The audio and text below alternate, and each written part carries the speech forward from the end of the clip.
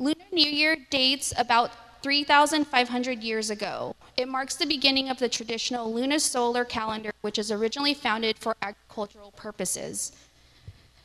More recently, it marks the celebration of the arrival of spring and the beginning of the new year.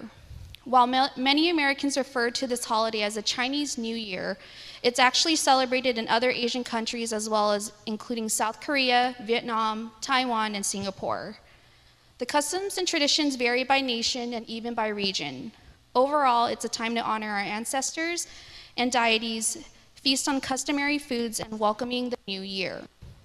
The overarching theme is the celebration of new beginnings to see out the old year and welcome the luck and prosperity of the new year. Also, I do want to take a moment to acknowledge that many Asian Americans and Pacific Islanders here in the United States may not celebrate nor observe the lunar calendar, its celebrations, and the Chinese zodiac signs. The date of the Lunar New Year's is determined by the lunar calendar, which is based on the monthly cycles of the moon phases, rather than the Gregorian calendar, which is the current international accepted civil calendar. The Lunar New Year starts with the first new moon of the lunar solar calendar and will last through the first full moon, which takes a period of 15 days.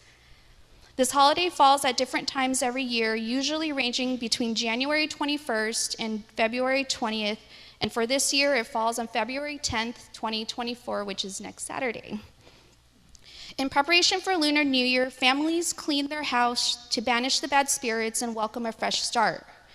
Then once the way for the good luck is paved, partake in various celebrations, from wearing red and decorating the house with vibrant red lanterns, red paper cutouts and signs, to gathering and witnessing lion dances like we did this morning, as well as hosting a reunion dinner to bring families together. These customs are said to bring in prosperity and good luck for the new year. Each year is linked of 12 zodiac animals. We do have, I saw on the back over there in the Northex. So if you want to check out all the different zodiac signs, they're back there. And it's also characterized by one of the 5 elements: wood, fire, earth, metal, and water. So for this year in 2024, we step into the year of the wood dragon. It is a rare and powerful fusion combining the strength of the dragon with the attributes of the wood. The dragon is a symbol of strength, power, and good fortune in many East Asian cultures. The energy of the wood dragon is believed to inspire creativity, making it an excellent time for new ideas and ventures. The wood element associated with growth, innovation, and flexibility adds another layer to this celestial blend. Like trees reaching skyward, it symbolizes upward movement, expansion, and a period for progress and development.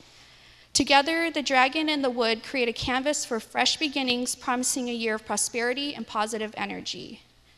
This harmonious combination is marked by innovation, vision, and substantial growth. As we embrace the year of the wood dragon, may UCC and its congregation find inspiration in the dragon's strength and the wood's elements of flexibility to foster creativity and welcome progress. Chúc mừng năm mới, sức khỏe giàu giàu, và gia đình hạnh phúc. Cảm ơn quý vị. Happy New Year's, wishing each of you good health and happy family. Thank you. A reading from the book of Job. Hear what God's Spirit is saying to you. Can you draw out Leviathan with a fishhook, or press down its tongue with a cord? Can you put a rope in its nose, or pierce its jaw with a hook? Who can open the doors of its face? There is terror all around its teeth. Its back is made of shields in rows, shut up closely as with a seal. One is so near to another that no air can come between them. They are joined one to another, they clasp each other and cannot be separated. Its sneezes flash forth light, and its eyes are like the eyelids of the dawn. From its mouth go flaming torches, sparks of fire leap out. Out of its nostrils comes smoke, as from a boiling pot and burning rushes. Its breath kindles coals, and a flame comes out of its mouth. In its neck abides strength, and terror dances before it. The folds of its flesh cling together. It is firmly cast and immovable. Its heart is as hard as stone, as hard as the lower millstone. When it raises itself up, the gods are afraid. At the crashing, they are beside themselves. It makes the deep boil like a pot. It makes the sea like a pot of ointment. It leaves a shining wake behind it. One would think the deep to be white-haired. On earth it has no equal, a creature without fear. Here ends the reading of the words that God give us insight on God. May God grant to us wisdom and courage for interpretation. So today we are celebrating Lunar New Year. And as we've heard, Lunar New Year is celebrated throughout the world, but primarily in Southeast Asia. But it has its roots in agricultural China from at least 2000 before the Common Era, BCE. Like many celebrations, it is born out of myth and legend, and the myth goes like this: that at the end of every year, the villagers in rural China would be terrorized by this beast. The beast was named Nian, and it was kind of a hybrid between a lion and a dragon and a unicorn. And this beast was a symbol of chaos, of violence and confusion, and it would come into the villages, and it would gobble up the livestock and even eat the villagers. And they were terrified. They knew it came at the end of the year, but they never quite knew when it would come. And so at the end of each day, they would lock up all their livestock and they would huddle in their homes, afraid of the chaos that could come. That is, until one day, there was this man who went and stood before Nian as Nian came into the building, or into the village, and he was dressed in this vibrant red color. And Nian backed down and ran away scared. As it turns out, this wasn't just any ordinary man, but a celestial being, an angel of sorts. And he told the villagers the secret to keeping Nian, the monster of chaos and disorder, at bay. It was to wear vibrant red colors, to sing and dance loudly and joyfully, and to sprinkle fireworks about to scare Nian away.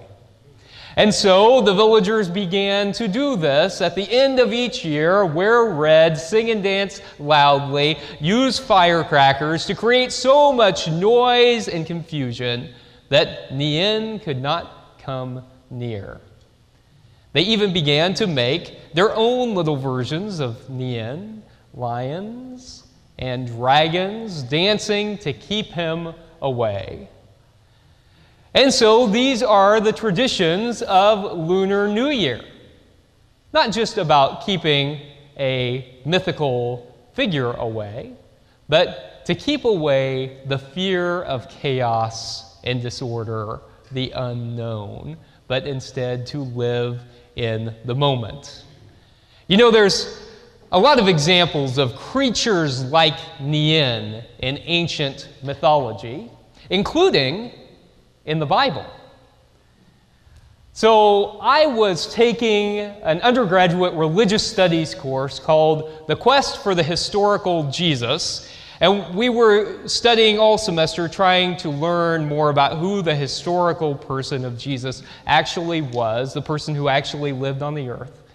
And one of the exercises was for our professor one day to pass out little slips of paper, and then he asked the class, "How many of you believe in unicorns?" And he asked them to write their answer on the slip of paper so that no one had to raise their hand, and everyone passed the slips of paper back to the professor. Unanimous. No one believed in unicorns. Then he said, "I'm going to pass out some more paper," and he did. And he said, "Now I need to tell you that in the book of Job, in Hebrew, there is a verse that says a one-horned animal, and in the Latin Vulgate and in the King James Version of the Bible, it's translated as unicorn. Now I want you to write down your answer. How many of you believe in unicorns? And tell me why you answered that way. And so he collected all the pieces of paper up again, and a significant portion of the class had changed their answers because they said, well, if it's in the Bible, it must be true.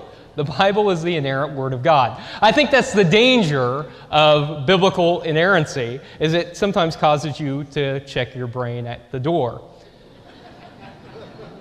My answer, of course, was no until I see archaeological evidence proving otherwise, because would you expect anything less? So there is a unicorn in the Bible, but there's also a mythical creature called the Leviathan. Have you heard of the Leviathan? Yes, and we heard a description of the Leviathan in this morning's scripture. There are other occurrences of this type of creature in ancient Near Eastern mythology, but the Leviathan was kind of a sea monster, but more specifically, a dragon that lived in the deep.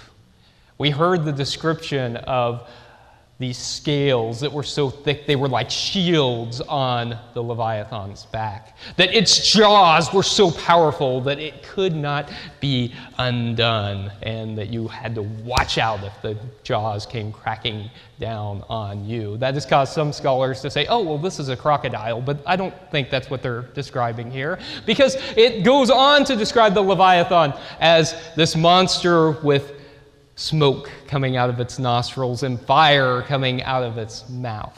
It is meant to be terrifying, right? A terrifying monster of chaos and disorder. And I mean, think about living in the ancient world and going and looking at the ocean. Think about looking towards the horizon and having no idea what lay beyond the horizon. It's not like going to San Diego and looking at the sunset at the beach and thinking, if you go far enough, Hawaii's over there, and then Asia. They had no idea. It just looked like this vast expanse that was never ending. Furthermore, there were no scuba diving equipment. There was no submarine. They had no idea what was underneath the water. We still don't know a lot of what's underneath the water. And so it was a terrifying place. And ancient imaginations ran wild. What if the beast came out of that water and gobbled us up, the Leviathan? More than that, though, the Leviathan was said to be able to eat your soul once you had died. It was a truly terrifying creature. You know the Leviathan in the Hebrew Bible and dragons in the New Testament. I talked about dragons a couple of weeks ago, the seven-headed dragon being Rome. The Leviathan and dragons often stand in for powers in the world that bring chaos. But I think they are also powerfully symbolic of the human fear of the unknown. The unknown can be terrifying. It can be exciting. I mean, if you're going on an adventure, if you're entering a new phase of life and it feels freeing, liberating, exciting, the unknown can be exciting, but it can also be terrifying. Waiting on test results, for instance. Waiting to hear back from a loved one who you haven't heard from in a while. It can be terrifying not to know. And the ancients recognized this fear of not knowing. And so I think the Lunar New Year celebration is about driving away the fear of the unknown, driving away Nian, driving away the Leviathan, driving away the chaos and disorder, and celebrating, focusing on this moment, the here and now. You see? That's a hard thing to do. That's a really hard thing to do, especially if you're someone who thinks a lot about possibilities of what could happen. If you think a lot about what should be in the future, it is a real hard practice to be in this very moment, in the here and now. That is tough. But I think, as they say, that'll preach, because I think that's a very biblical message too. We are called to change the things that we can, right? To work for change where change needs to be had, to recognize the things in our lives and in the world that need to be changed and to work on addressing those, but also to recognize that there is a lot in the world that we have no control over at all. There is a lot in our lives that we spend time obsessing over that no amount of obsessing will ever fix. The call is to let that Leviathan, to let me in, go, and to be in this moment now. Because yes, the future could bring a Leviathan, it could bring a Nean, could bring a dragon, but it could also bring the dragon that we're celebrating with this Lunar New Year. The dragon that represents happiness and power and progress and good fortune. The truth is, you just never really know. And so it is being open to what God is doing in our lives. You know, I'm not one who thinks that God controls our lives, but I am one who thinks that God participates in our lives, that God is active in our lives, that God is a part of the world, and that if we are open, if we are attuned to what is happening in our lives and in our world, that God can participate in our lives. It's just being open to that. It's being open to encountering God in the world, in one another. And so if we are able to do that, we can drive away that fear and that chaos. Happy Lunar New Year, everybody. Happy Year of the Wood Dragon. It's an exciting year. It's going to bring challenges. It's going to bring joy. It's going to bring lots of meh moments. But here's the good news. We're going through this new year together. We've got each other. And God is a part of what we're doing. And so I am grateful for all of you. Happy New Year, and thanks be to God.